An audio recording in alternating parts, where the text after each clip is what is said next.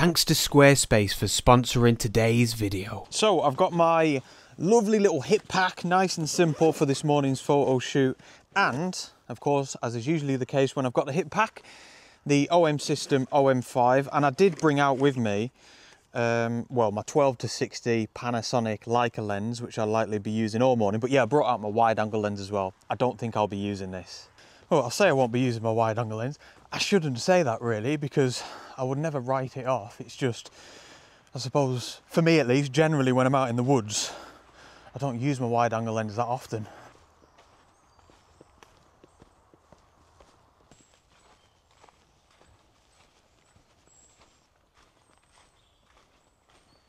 But I mean, look at this. Interestingly, we're nearly into November now.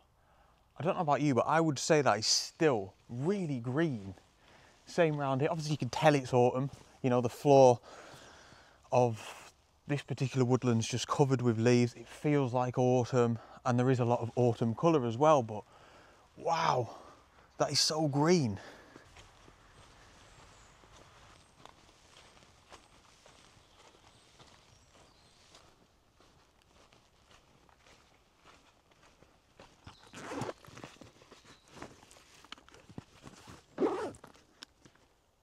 Now I reckon if I could give any tip, actually there's probably a couple of tips in this one regarding autumn photography and how to get the best out of it. Firstly, I'd say is look for autumn. Go out and look for it within the woodland. Already established, you know, it's obviously autumn in this woodland, but it is still very green. So I'm actively looking around trying to find signs of autumn, because that's what I want to come out and photograph today. So in this case, for example, I think these two leaves here, I'll show you, I feel like they sum up everything that I've said so far really, really well. Autumn, probably not even quite just autumn yet. You know, it's a nice little contrast. So what I'm going to do is take a nice little square crop of that. But yeah, I suppose what I'm saying is you don't need a big blazing, vibrant, colourful autumnal woodland to go out and do autumn photography. You just need a few little bits and bobs of colour. In fact, I always say the same about heather. I've said it a lot recently because we're just past heather season. You only need a little bunch of heather, get down with the wide angle lens, and you can fill your frame with all of that beautiful colour. And it's the same with autumn, you know. Change your perspective, change your focal length. And like I'm doing here, I'm zooming in on one tiny little bit of the woodland to get this photograph. And yeah, I think that's going to be nice. It definitely feels like a square crop is the right way to go. And I absolutely love little scenes like this, little intimate scenes. I think it's a great way to train the photography brain as well, to be looking for little scenes like that. And yeah, my sort of photograph recently. And as I said as well, I think there's a couple of sides to this.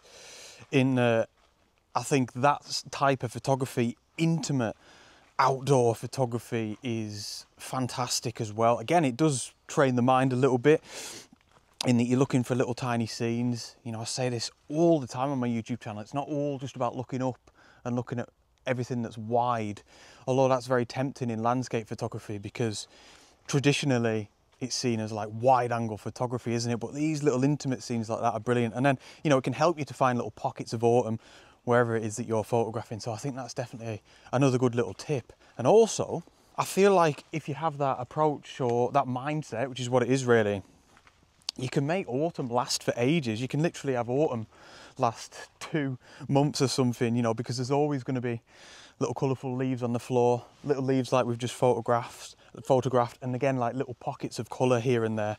And yeah, it's brilliant. You can make autumn last for ages.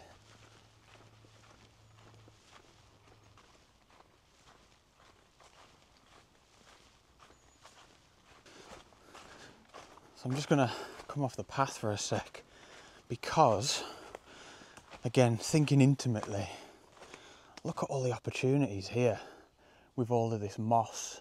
Dark background, you've got that already. I mean, look, all I'm sort of looking for is a dark background with the moss, which is kind of done and dusted, and then looking for, you know, maybe some vibrant leaves that have fallen on the moss. Little intimate photographs. I probably won't take any here unless anything really stands out because I don't want it to be too similar to the last photograph. We'll see if there's anything I can spot. So no, I didn't really spot anything. I will investigate them a bit further though, because I don't want to say that. I just caught myself saying that then. Oh, I don't want to take another photograph like that because it'll be too similar to the last one. It doesn't make any sense. Could take 50 of them photographs this morning and, you know, I'd still think they'd be great. Oh, this, I think it is actually this rock here. Sorry, I'm spinning you about a bit. It's either this big rock with all the moss on it or that one over there where I got this photograph, which wasn't that long ago actually, only a few months. And oh, that's exactly the sort of thing I'd love to get. Maybe like if it's a bit drier, you know, when you get like a real crisp, dry autumn leaf, obviously loads of colour hopefully, but then it's maybe been like a bit of a wet morning and there's just a few little drops of water on the surface of the leaf. I love that sort of thing. But yeah, at the minute, because it's been quite wet recently, they're all kind of like soggy. You know, that's nice though, isn't it? That's what I'm saying. Bright leaf, dark background as well. But in saying all of that, you know, as much as I do like to try and find the little intimate scenes, I do think it's a real good challenge as well to try and find some proper woodland scenes, you know, a little bit wider, capture a little bit more of the woodland.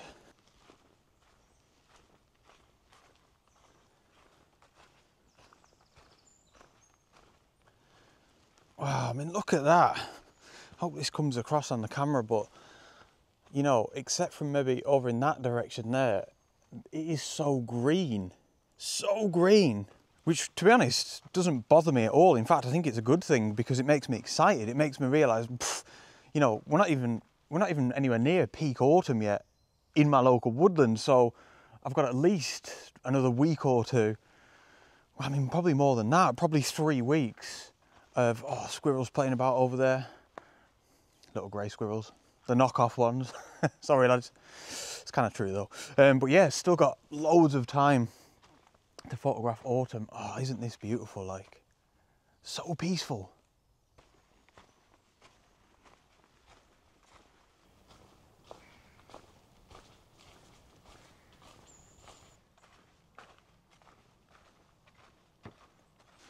Oh, good day.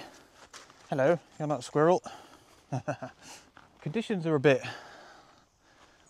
weird this morning in that forecast was just totally wrong. It was meant to be sunny, and yeah, I was really imagining getting breaks of light every now and again, but as you can see, it's really dark. That's because it's heavily overcast, which is great. You know, that's great for woodland photography, for this sort of photography. You know, you get really nice balanced light throughout the whole woodland, which, you know yourselves, can be really messy and chaotic. Sometimes the last thing you need is, you know, breaks of light shining in the wrong places, harsh light shining down. Although there's always photographs to be had with that sort of stuff as well. But yeah, I suppose just working with what we've got this morning and trying to have a positive outlook towards it. Overcast conditions are great for woodland photography.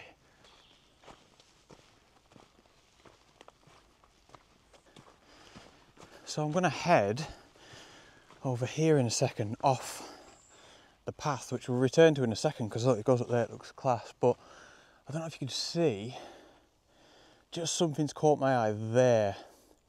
So I'm assuming the big trunk, you're probably thinking, well, there's loads of trunks there, Henry. Yeah, there's a big one there that I believe is a pine tree, right? But then, yeah, this one here, but the base of the pine tree, you can see there, is just surrounded by all these beautiful yellow leaves that are just spilling over from what looks like another tree. Do you not think this is like the essence of why we do photography? That kind of like, it's like meditation, especially when you're in sort of like a woodland situation like this. Really peaceful anyway. You're just immersed in nature, but then you're purely just sort of like focused on one thing. And yeah, it's like this moment now that I love the most, when you just spot something and then again you're just completely immersed in this little idea, this little spark that you've got. And I mean, look at this, there has got to be a photograph there. I mean, I'm not 100% sure. It looks like a bit of a young beech tree that's surrounding the base of that big pine, which, I mean, the pine trees are few and far between in this woodland. It's mostly deciduous, but that is class. I'm going to go and investigate that. Right, so this is actually really, really tricky. I've come to the other side of the tree. We came up from that direction, and I think I prefer this just because I didn't think this was going to happen because I wasn't actually thinking too much about light, believe it or not, because like I was saying before, it all feels quite balanced. It's almost like you don't have to worry about it, but there is a bit of a glow from this side. I don't know if you are going to be able to tell on this camera, but you know, there's quite a bit of a gap in the canopy up there, and I feel like it's just giving us a nice glow in this section. Now, compositionally, I mean, look at it. It's so messy. There's so much going on. It's been quite tricky. But what I'm actually doing is, again, another little bit of a square crop, just in general. I love this as photographers, how we go through these phases. At the minute, I'm really just loving square crops, and I'm trying to create one, incorporating this little tree you can see in the background a little bit, the big main pine tree, and this little section of leaves here, and then a third tree here off in the background. And I'm just trying to place the pine tree right in the middle. So yeah, we're zooming in, maybe around about 25 millimeters, something like that. And I'm just trying to keep my eye on, yeah, that tree there and that tree there on the left-hand side. And then I'm going to zoom in a tiny bit more. And there, I want to make sure I'm at f5.6 here because, you know, there's a hell of a lot of depth to this photograph. And what I'm worried about more than anything is these leaves and the pine tree. You know, the background trees are going to be blurry anyway. So I'm going to focus on them leaves. And then make sure the composition feels right to me. Everything's nice and straight. There we go. Yeah, and it's important that the pine tree sort of sits directly in between those two trees for me. But it's a nice little splash of colour. There's some really nice greens off in the background as well, which I like. And that actually helps to give a little bit of depth, almost like a colour depth. You know, it's kind of orangey and yellow in the foreground, and then it fades to a green off in the background. That really helps to give us some nice separation. You know what? I don't know for sure, but I think I'm well happy with that. I love little photographs like that, where you just, more than anything, I guess, you just feel like you're experimenting a little bit, playing around. It's not the sort of photograph that I'd have taken in this very woodland, you know, maybe 3-4 years ago. It's, I suppose it's almost, I'll put it back up on the screen now, it's almost a little bit chaotic, I suppose. I feel like I've tried to make a little bit of order within the chaos of the colour and the leaves crisscrossing over the trunks and stuff, and obviously all the trunks, all the subjects, and the depth and everything. But yeah, even just as an experiment, it was really, really fun. Now I'm going to get myself back to this woodland path. As we do, I'd love to say another big thank you to Squarespace for sponsoring today's video. Now, if you've never heard of Squarespace, it is an all-in-one platform that you can go on to build your own website. It's a website that you use to build your own website, and trust me, it is so easy. My own website is through Squarespace, and they've got loads of beautiful, polished, professional looking templates. There's even AI now to sort of help guide you in the website building process, and it is an absolute piece of cake. And by the end of it, after honestly only a few hours, you'll have a beautiful looking website. And as photographers, I guess most of us like the idea of a website being a place that you can send people to see your portfolio of photographs. If you want to go further than that though and sell some products, you know, sell some prints, you could do that with Squarespace as well. I use it to sell prints, ebooks. I advertise my workshops on there. My 2025 calendar is still on my website, available to order. And as I always say, I would not be able to run my business without it. And finally, I always feel like it's really important for me to say this. Squarespace have got fantastic award-winning customer service. You heard me say a second ago about the AI features, which are fantastic. You get a real helping hand in building your website. But I know in this day and age, with the rise of AI, you get this rise of people actually want proper customer service as well, being able to speak to a person when they need help. And they're fantastic for that. I've used it myself, and just, yeah, in general, Squarespace come highly recommended from me. And if you'd like to give them a go, head over to squarespace.com/Henry Turner, or use the link in the description below, and that'll get you a 14-day free trial. If you like your free trial, make sure to use the offer code Henry Turner at checkout to get 10% off your first purchase.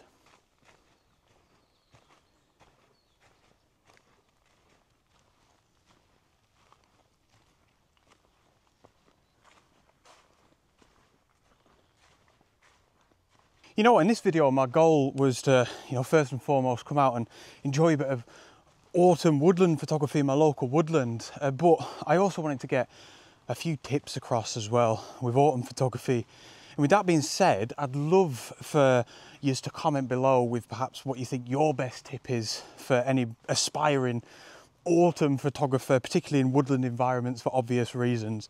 But yeah, do share that down below in the comments. That'd be fantastic. Maybe, probably, it will help me as well, and that would be fantastic. So yeah, comment down below. I'd love to hear what good tips you've got for other photographers regarding autumn photography.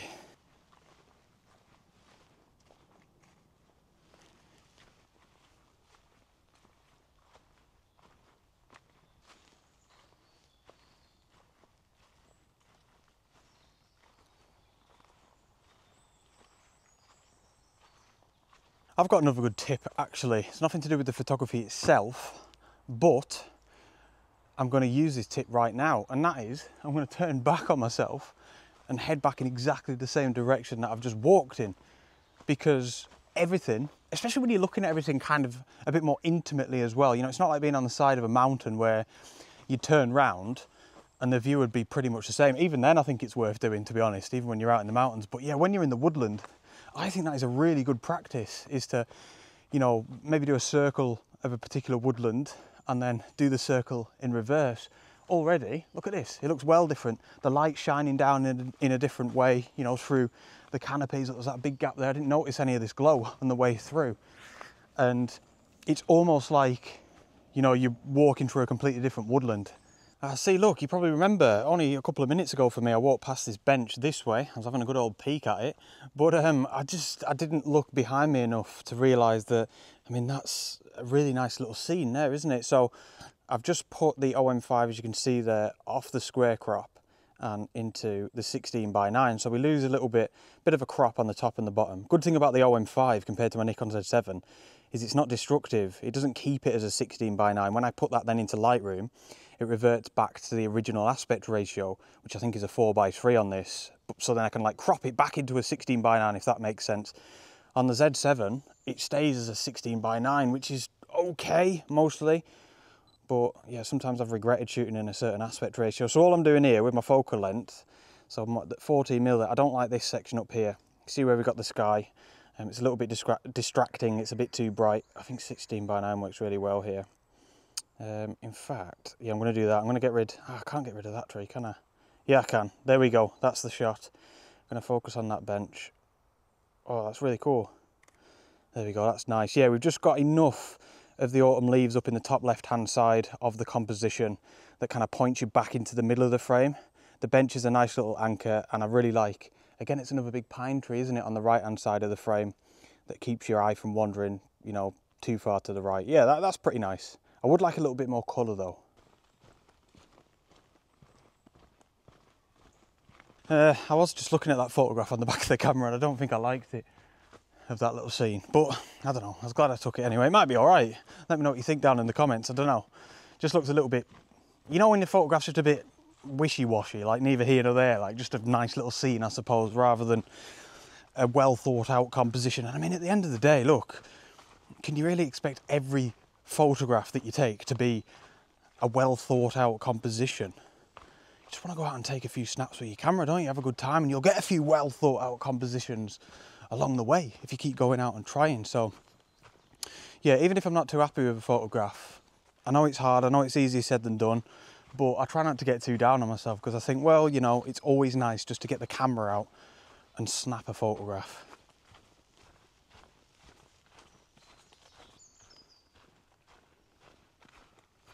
I just wanted to say a really big thanks to all of yous that follow me and support me and sign up to my Ko-fi page. And if you don't know, I release, you know, a fair bit of extra content over there for as little as £3 a month. And yeah, a particular thank you to those of you that are in the gold tier.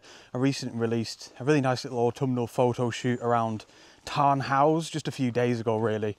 For me, it was probably like last week by the time this video comes out, but you know, and yeah, it was a really nice little adventure and I just had a proper nice response to that. That was the exclusive video for the gold tier members, who I always sort of think they're the people that like support me the most, so thank you so much. But yeah, if you're interested, there's, like I said, a fair bit of extra content. Go and check it out, and it's also a fantastic way to support this channel as well, and to keep me out on these adventures. So yeah, I appreciate that. Cheers.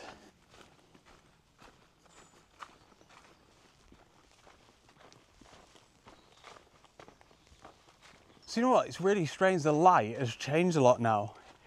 I don't know if you could be able to see through the canopy there, but there are like patches of blue sky now and it's got a lot brighter, and I don't like it, to be honest. I think I maybe took the light a bit earlier for granted, where it was really balanced and soft and everything. You know, like I said before, overcast is really good for woodland photography. I wanted to say, as I just mentioned actually, again, another massive thank you to all my Ko-fi members. You're up on the screen. This has been a lovely little chilled out adventure. The woodland just chills me out, man.